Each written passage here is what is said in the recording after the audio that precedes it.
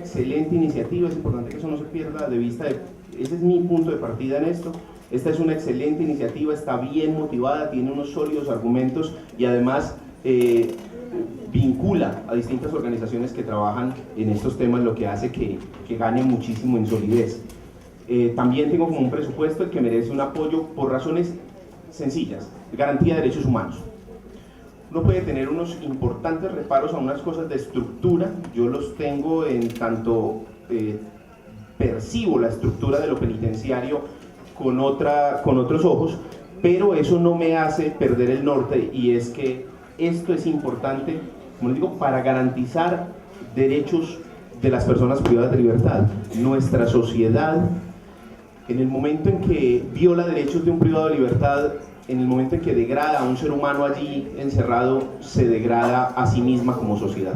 Violarle derechos humanos a alguien allí es violar los derechos a todos. Eso es algo que hay que entender de manera clara y sin lugar a excepciones, sin lugar a que se vea de otra manera, que se interprete de otra manera, a que las teorías lo puedan siquiera pasar por alto o algo así.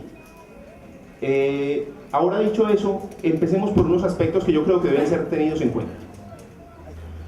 Esta iniciativa tiene, desde la manera misma como está redactada, tiene un carácter de excepción y no de estructura. Lo excepcional puede llegar a tener unos inconvenientes muy importantes. Puede llegar a tener unos inconvenientes importantes en tanto genera peligros para la estructura normativa, genera inseguridades jurídicas. Eso es algo que, insisto, lo digo desde acá, de aspectos en los que debemos ser cuidadosos. Estamos diciendo que solamente, pues, en este caso, se presentará una rebaja.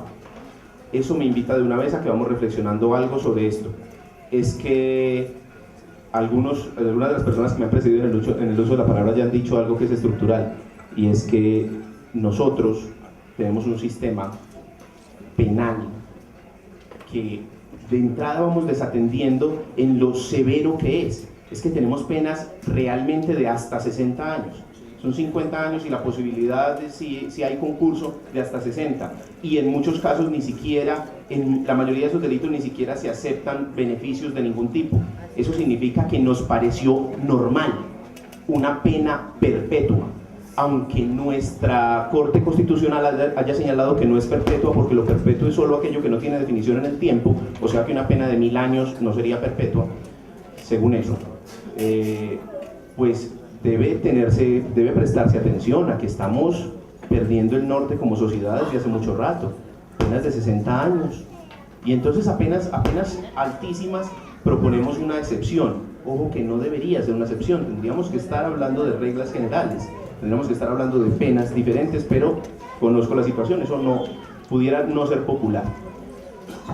Ahora, esto primero, puede contar, esta iniciativa, insisto, a tener en cuenta, puede contar con una importante oposición, hay que prepararse para eso. Eso, como le digo yo a mis estudiantes a toda hora, no significa que uno se tenga que desanimar. Cuando nosotros hablamos de temas penitenciarios nos encontramos oposición en todas partes. Yo me encuentro en muchísimos espacios que me digan: es que usted defiende a delincuentes, y yo respondo: es que yo defiendo a personas, yo defiendo derechos de personas. Cuando se fijó por primera vez en Facebook la información de la iniciativa, recuerdo que inmediatamente salieron comentarios desfavorables. Miren el video que está pegado específicamente, que está pegado en YouTube cuando la iniciativa. Miren lo que la gente anotó en Facebook. Miren el asunto, cómo inmediatamente vinieron respuestas de van a beneficiar delincuentes, ahora sí el país se va a fregar, ahora todo se va a ir al garete porque van a salir todos los delincuentes. Uno no puede ser ciego a eso, porque si es ciego a eso, entonces la iniciativa le fracasa. Por eso yo le pongo el título a esto: tengamos en cuenta esos aspectos para ir trabajando, para que eso no lo agarre a uno desprevenido y consecuentemente no pueda actuar, ¿cierto? Eso hay que saber, pasará necesariamente esos comentarios surgen de una, y surgen de una por un imaginario, que yo me lo anoto ahí brevemente, y es esto: el imaginario de que los muros de la prisión sirven para separar a los malos de los buenos. Incluso algunas personas que me han precedido en el uso de la palabra y yo sé, lo han hecho con buena voluntad, siguen señalando que es que quien está encerrado allá es un delincuente. Eso es un imaginario. Si todo el que violara la ley penal estuviera necesariamente privado de libertad, todas las personas que estamos aquí reunidas estaríamos teniendo esta reunión dentro de un centro de reclusión.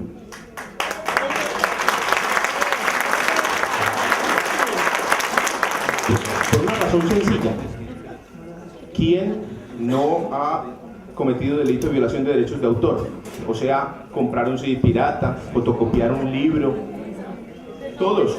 Ah, no, pero es que por eso no se priva de libertad. ¿Cómo no? El primer brazalete que se puso en Colombia se le puso a un delincuente peligrosísimo, a un exfuncionario de la Policía Nacional que había salido iba a salir a Semana Santa, no tenía dinero para irse a pasear, entonces decidió comprar CDs piratas, compró 16 y en ese momento lo capturan y lo condenan 4 años de prisión. Esa fue la primera persona a la que le pusieron brazalete electrónico en Colombia. O sea que todos nosotros, claro, no vamos a confesar aquí un delito públicamente, pues, que alguien tenga que alguien tenga un CD pirata en su casa, ¿cierto? ¿Qué tal? Pero no estamos teniendo esta reunión dentro de un centro de reclusión por físico milagro. Eso es una cosa que hay que tener clara. El asunto de quienes están en prisión y quienes no es algo que está más dejado a otros temas que puede ser un poco más profundo de tocar, que tiene que ver con algunas exclusiones sociales y con algunas maneras de control, pero de estructura social, no de control del delito, que es otra cosa.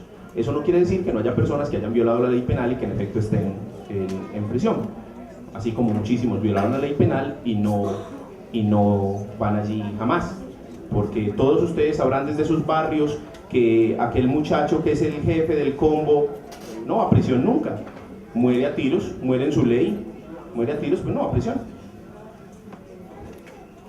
Ahora, otro aspecto a tener en cuenta.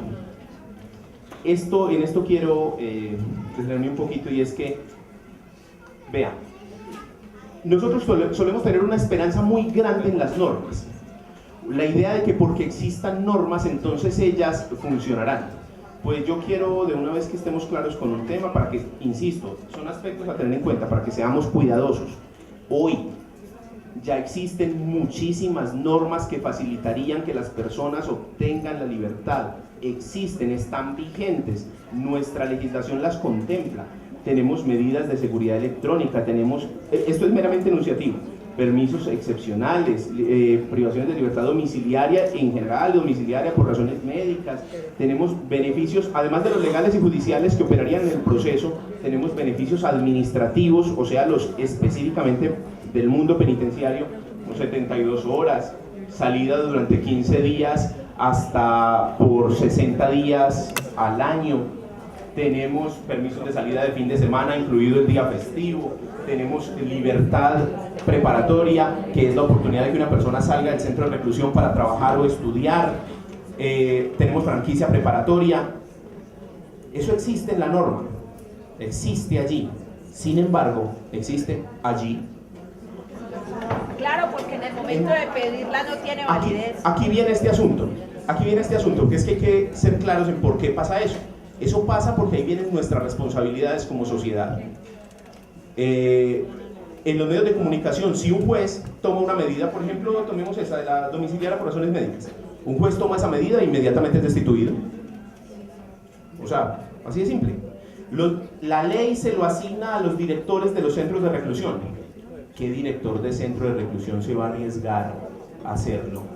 Nadie. Entonces, como nadie se arriesgaba, entonces también se decidió, bueno, judicialmente, se decidió que serían los jueces los que decidieran eso. ¿Con qué jueces, por Dios? ¿Cómo? No hay suficientes.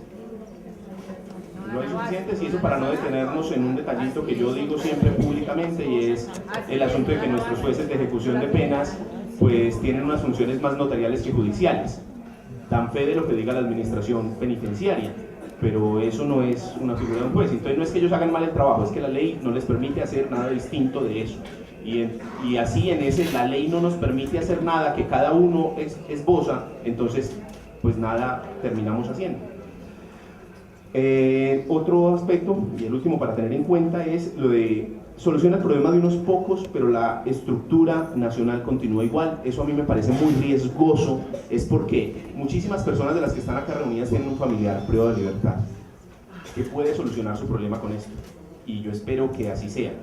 Lo grave es cuando empieza a desarticularse la estructura. Cuando se desarticula la estructura y se nos olvida lo que les decía al inicio, esto es un problema de estructura que debe ser tratado como estructura. Yo, por ejemplo, no comparto lo que dijo alguien que me precedía en el uso de la palabra de que es que el sistema penitenciario está en crisis. No, crisis es aquello que es puntual y que consecuentemente requiere soluciones puntuales. No, el sistema penitenciario desde el momento mismo que empezó a existir como sistema penitenciario, que por cierto hay que desmitificar una cosa, la prisión apenas existe desde 1790, eso es ayer en términos de historia de la humanidad, eso es ayer, la prisión como pena. La prisión ha existido como detención preventiva, pero como pena es muy nueva. Sin embargo, la humanidad cree que eso ha existido siempre y cree que existirá siempre. No ha existido, ni existido siempre, ni existirá siempre. Ya empezó a desmontarse en otros países que empezaron una tareita de la que yo espero hablar brevísimamente. Ahora sí me meto a los posibles caminos.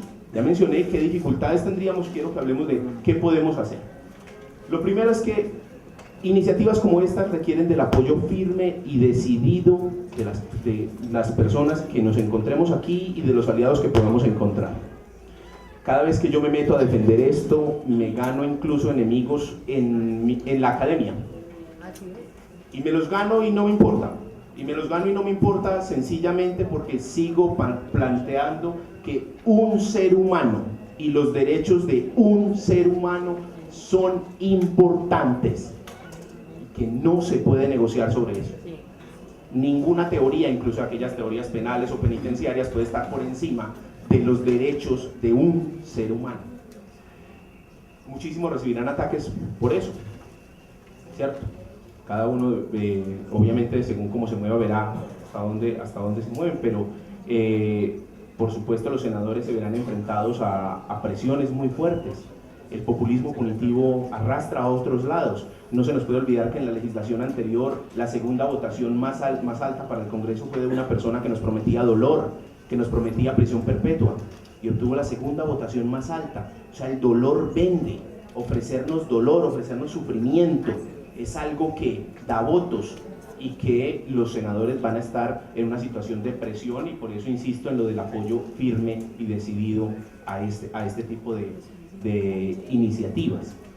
Ahora, en los posibles caminos, yo creo que la iniciativa debe comprenderse como un paso y no como un fin.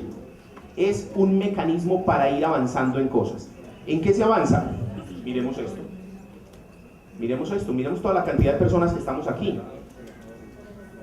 Nos acompaña el senador Juan Manuel Corzo, nos acompañan, por supuesto, ya lo dijeron algunos de los asistentes, personas con una importante trascendencia política. Nos han acompañado en el atril personas desde distintos sectores. Lo que ha logrado Carlos Contreras con esta unión es trascendental, es importantísimo.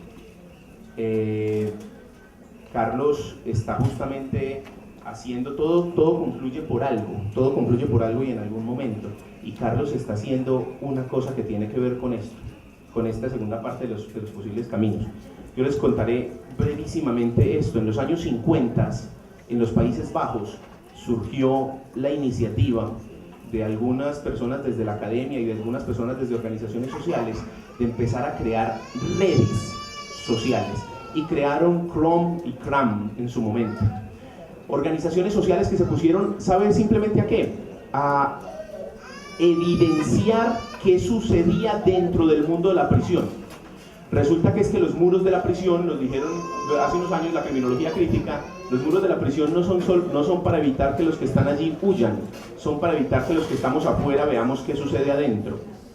Y es muy importante que se vea qué sucede adentro para que pueda generarse cambios. Así como el concejal mencionaba ahora lo de los drogadictos. El drogadicto solamente cambia su condición cuando se reconoce como tal, ¿cierto? Igual que el alcohólico, solo cambia su condición cuando se reconoce como tal. La manera de solucionar problemas es reconocer que existen. Uno no soluciona problemas si estos se ocultan y si parecieran inexistentes.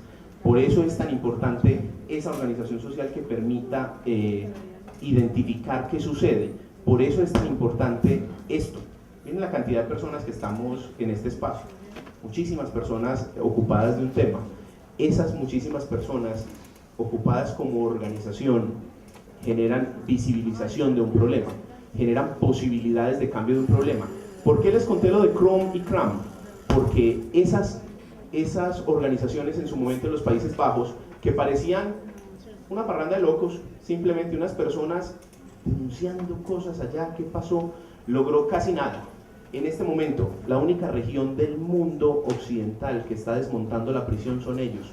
Ellos lograron hacer revisiones importantes que hicieran recordar que la prisión es la última ratio, lo último a lo que se debe llegar, y que hay otros mecanismos para hacerle frente a los problemas sociales. Lograr ver eso es algo que se demora mucho y que requiere organización social, porque cuando nosotros salgamos con un proyecto como el que vamos a salir, vamos a tener presiones sociales, y los medios de comunicación, por supuesto, van a estar encargados de manejar las cosas de otra manera. Cada quien verá pues como con qué intereses, pero insisto en esto para concluir.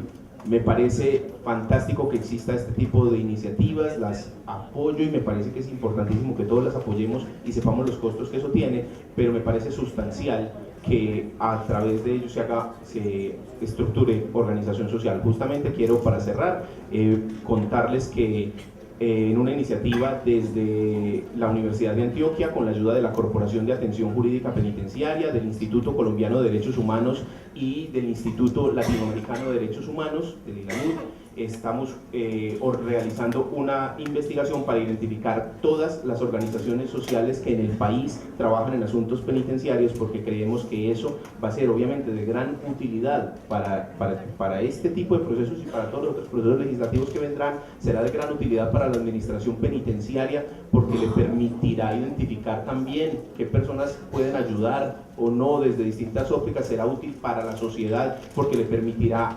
organizar de una mejor manera reclamos sociales. Será útil para la academia para poder ir construyendo los pasos necesarios hacia el repensar de la prisión, hacia pensar la prisión como algo que no necesariamente tiene que existir para todos los casos. Puede existir, como dice la norma, para casos extremos, o como señalan algunos amigos parados en la orilla del abolicionismo, ni siquiera debería existir, y como sociedad deberíamos estar pensando en castigos muy diferentes. Muchísimas gracias por haberme escuchado.